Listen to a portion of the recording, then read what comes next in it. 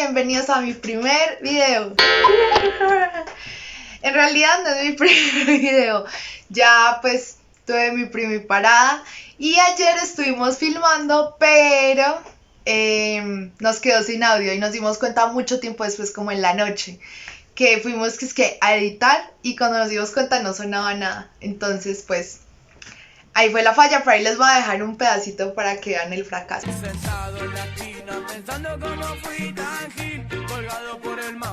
Bueno, ya paré la luz. Como ya saben por el título del video, les voy a contar mi experiencia con el... Espérense que esta puerta está... Ya. Como ya saben por el título del video, les voy a contar mi experiencia con el coronavirus. Para hacer este video pensé mucho, porque no sabía si hacerlo o no, porque pues es un tema muy delicado, es un virus que ha tomado muchas vidas y que además es una ruleta. A todos nos puede pasar diferente, ¿cierto? Hay personas asintomáticas, hay personas que lo superaron como yo con facilidad y hay personas que se complican mucho. Entonces se me hace un tema súper delicado, pero luego pensé que esta es una oportunidad pues como para darle cara a uno de esos miles de números que vemos todos los días en el noticiero y que no sabemos quién son, cómo les fue ni nada, y que además todas las historias que comparten por la mayoría de las redes sociales, por las noticias, son historias muy trágicas que pues nos asustan más que nos alientan a seguir como cuidándonos. Entonces pues les quiero compartir mi experiencia como para que sepan más o menos cómo fue que me pasó a mí y intentemos como ser un poquito más humanos, como de pensar que cada número es una persona y pues si no, igual se enteran del chisme. Entonces empecemos.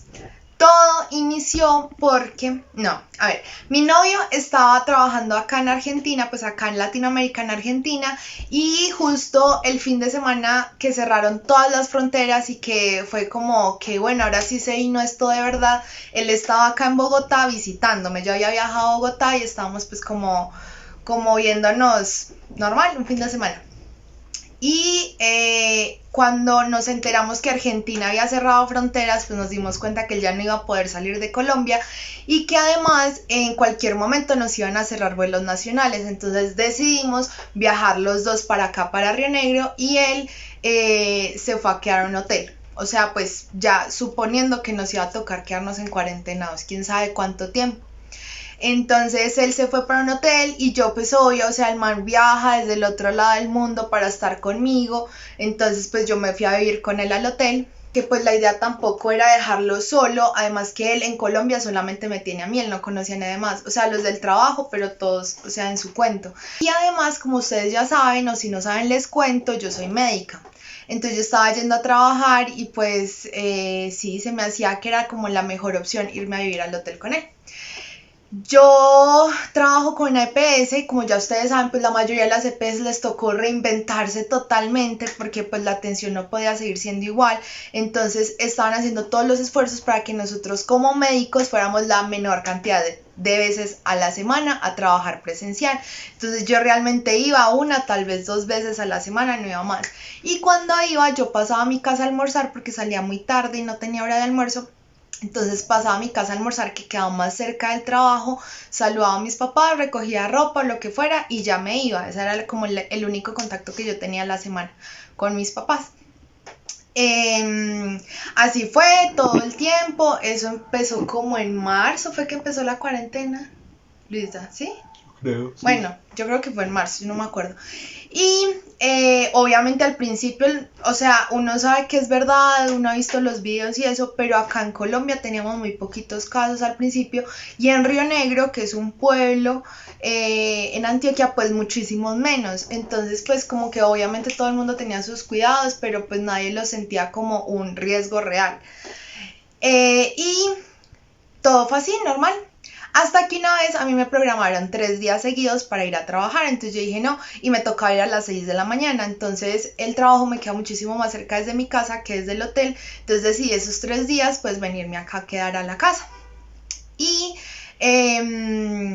dejé a Alex allá. Cuando yo volví de trabajar esos 3 días, llegué al hotel y yo vi a Alex súper normal, pero luego en la noche se descompensó súper rápido, o sea, como que estaba bien y de repente estaba hirviendo en fiebre, súper maluco, como con un malestar horrible, y la única queja que él tenía era dolor de estómago. Resulta que la vez pasada que él estuvo acá en Colombia, a él casi le quitan la vesícula porque le dio un cuadro súper parecido con fiebre, dolor abdominal, todo. Y clínica y paraclínicos, o sea, los exámenes todos eran de un cuadro de colecistitis. Entonces, claro, el cirujano que estaba de turno dijo, no, lo operamos, y él tenía programado el vuelo para devolverse a Rusia como a los 2 días, como al día siguiente. Entonces, bueno, pasaron muchas cosas. El caso es que él no se dejó operar porque él tenía que volar y dijo, no, cualquier cosa, yo me opero en Rusia. En Rusia ya fue al hospital, lo evaluaron todo y todo era como si nunca le hubiera pasado nada. O sea, todos los exámenes normales, él ya no tenía dolor, una ecografía normal. Entonces, nada, eso quedó ahí. Nunca se operó, nunca le volvió a doler nada. Entonces, como acá le volvió a dar el mismo dolor y con fiebre y todo, yo dije, no, es otra vez la vesícula, si sigue así, nos vamos mañana para el hospital, porque él decía, no, es que no es el mismo dolor, pero era en el mismo, o sea, era mi abdomen superior. Yo dije, no, debe ser la vesícula. Al otro día él amaneció como mejorcito, pero seguía maluco. Y en la noche le volvió a dar una fiebre horrible, pero así de que yo le ponía pañitos de agua fría y apenas se los ponía, de una vez se calentaba el agua. O sea, era como un, no sé, un horno ahí. Entonces ya le di acetaminofén, le di todo y nada. Entonces yo dije, no, mañana nos vamos sí o sí para el hospital. Y nos fuimos para el hospital, obviamente como él tenía fiebre y eso, lo trataron como COVID, le hicieron la prueba, le pusieron medicamentos endovenosos y ya, nos fuimos para la casa. Él empezó a mejorar, ya estaba súper bien y como a los 2 días nos llegó el resultado de la prueba que era positiva. Obviamente en ese momento nos cayó un baldado de agua fría porque habían literal en Río Negro, que es un pueblo como de 120.000 personas, tal vez un poquito más, habían 10 casos máximo, no habían más. Entonces pues yo decía, ¿cuál es la probabilidad que 10 casos nos vayamos a infectar nosotros? Pues no, ninguna. Entonces ese día que le dieron el resultado yo amanecí con dolor de garganta. Ya, yo dije, no, pues yo también estoy infectada, nos aislamos, yo hice en el trabajo, hicimos todo lo que hay que hacer, la EPS, pues gracias a Dios, como muy diligente con nosotros, nos hicieron seguimiento por la Secretaría de Salud, todo súper bien, y ya, quedamos aislados. Entonces, en ese momento ya Alex ya estaba muchísimo mejor de cómo empezó, porque al principio le dio muy duro, estaba muy maluco, él no comía, un dolor de estómago horrible, pero tos no tenía, ni dificultad para respirar, solamente era como la fiebre y el malestar. Y a mí cuando me empezó el cuadro, yo también empecé con mucha fiebre, con malestar, pero lo mío era dolor, o sea, físico dolor. A mí me dolían las articulaciones, me dolían los músculos, me dolía la piel.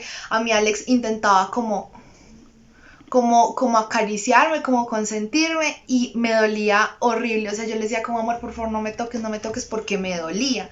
Y eso que yo tomaba acetaminofén 1 gramo cada 8 más o menos.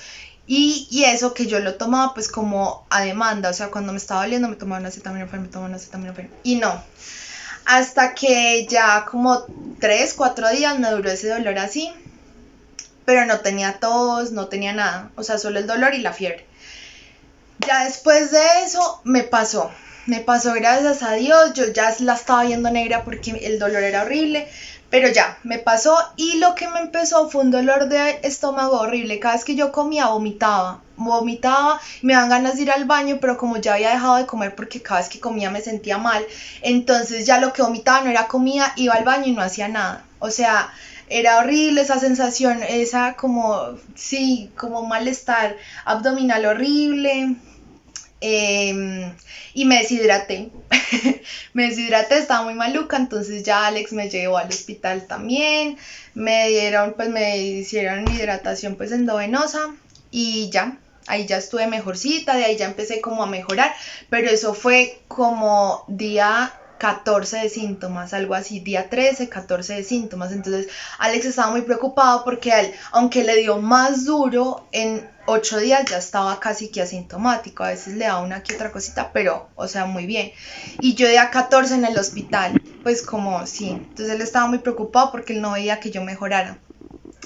Sin embargo, nosotros estábamos también pendientes porque él tenía que volver a Rusia. Resulta que él ya llevaba acá casi 6 meses y si él está por fuera de Rusia más de 6 meses pierde la residencia en Rusia. Entonces pues no podíamos dejar que eso pasara, entonces estábamos buscando vuelos humanitarios para mandarlo a él a Rusia y estaba súper complicado porque todos los vuelos daban mucha vuelta y era como un vuelo al mes y eso de como 30 horas para llegar a Moscú. Entonces nos tocó, o sea, teníamos dos opciones. Una opción real que ya la teníamos como cuadrada, que era que él se fuera por tierra hasta Quito, en Ecuador, que de ahí ya estaban saliendo vuelos comerciales. Pero pues de acá a Quito son por ahí 30 horas en un carro por las carreteras de Colombia que son, o sea, como súper extremas. Y él pues le tocaba irse en un taxi porque nadie más podía ir por allá, no hay buses. Entonces le tocaba como irse en un taxi, obviamente ese taxi iba a cobrar lo que se le da la gana porque era un viaje de 3 días y solamente podía llegar hasta el puente de Rumichaca en Ipiales porque de ahí ya no lo dejaban pasar. Entonces ahí tocaba conseguir otro taxi que lo recogiera en Rumichaca y lo llevara hasta Quito. Y además un permiso que lo dejara pasar no solo todo Colombia, sino la frontera con Ecuador que estaba súper cerrada. Entonces nosotros hablamos con el cónsul de Rusia en Colombia, de Rusia en Ecuador y eso se volvieron súper amigos, mejor dicho, porque hablaban todos los días a ver cómo cuadraban su regreso a Rusia. Y además estábamos esperando a ver si salían vuelos humanitarios, porque esa era pues como la mejor opción, pero no habían vuelos humanitarios abiertos. Entonces, en esa época que estábamos todavía con lo del coronavirus y la fiebre y no sé qué, nos llamó el cónsul de Rusia en Colombia y nos dijo que había un vuelo que salía de Bogotá. Entonces tenía que él coger un carro desde Medellín hasta Bogotá, hacer el viaje de 8 horas y en Bogotá llegar directo al aeropuerto pues a coger el vuelo. Entonces sí, toca ese vuelo, pero ese vuelo era como a los 16 días más o menos que le diagnosticaron a él el coronavirus. Obviamente por aislamiento estábamos bien, pero no sabíamos si le iban a pedir prueba de PCR para ingresar a Rusia o si le iban a poner algún problema. Entonces estábamos como muy nerviosos porque probablemente una prueba en ese momento le iba a salir positiva. Aunque él ya estuviera asintomático, él ya lo hubiera superado, ya todo. Entonces estábamos como nerviosos, pero gracias a Dios no le pidieron nada, le pidieron unos anticuerpos cuando ya llegó allá a Rusia y le salieron negativos o sea, positivo IgM, no, positivo IgG y negativo IgM, o sea que o sea, ya tenía la memoria, pero no tenía la infección aguda. Entonces súper bien, no lo dejaron aislado ni nada y pues las recomendaciones generales de todo el mundo. Y en ese momento me tocó a mí ya venirme para mi casa. Entonces en mi casa yo como seguía con síntomas y todo, entonces yo me aislé en mi cuarto totalmente. O sea, nadie entraba a visitarme, a saludarme, a nada.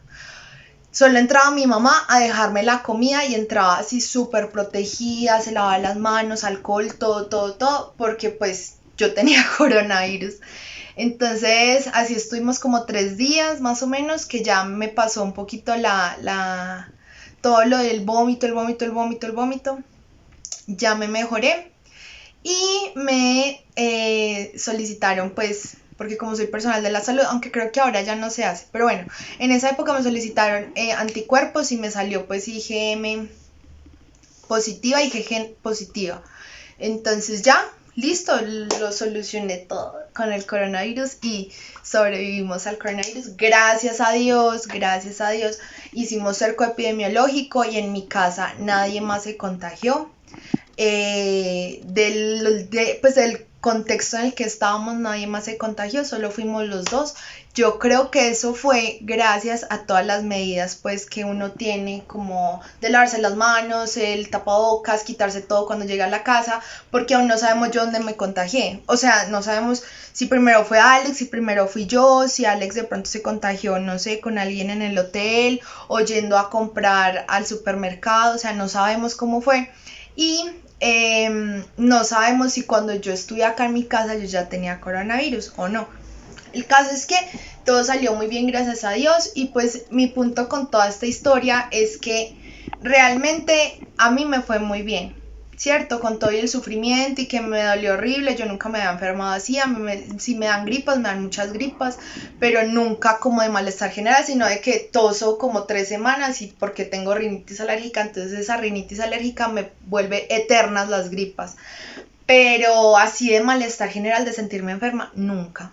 Entonces, pues eso me dio muy duro, pero en general, o sea, súper bien.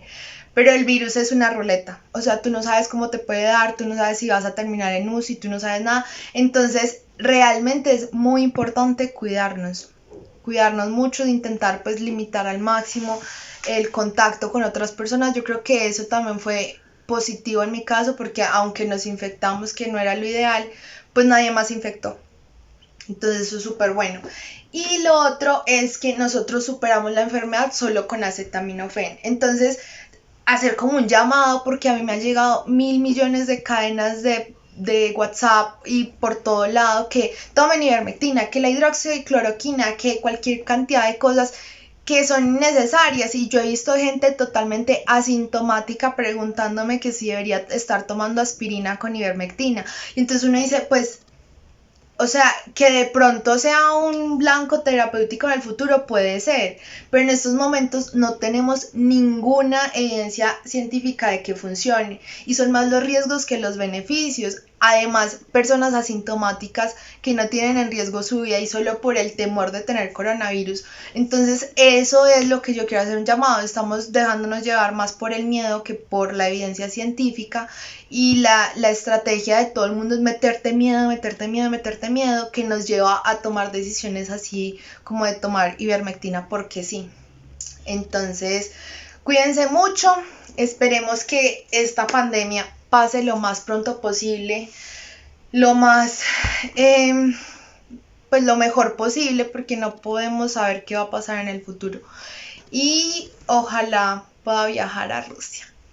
Ojalá abran vuelos pronto, yo pueda viajar a Rusia en octubre como es el plan, y si no, pues con calma, porque este virus es algo real, es algo que sí nos puede pasar y es algo que debemos cuidarnos mucho. Entonces, muchos saludos, que estén muy bien y dejen cualquier duda, que estén bien. Chao.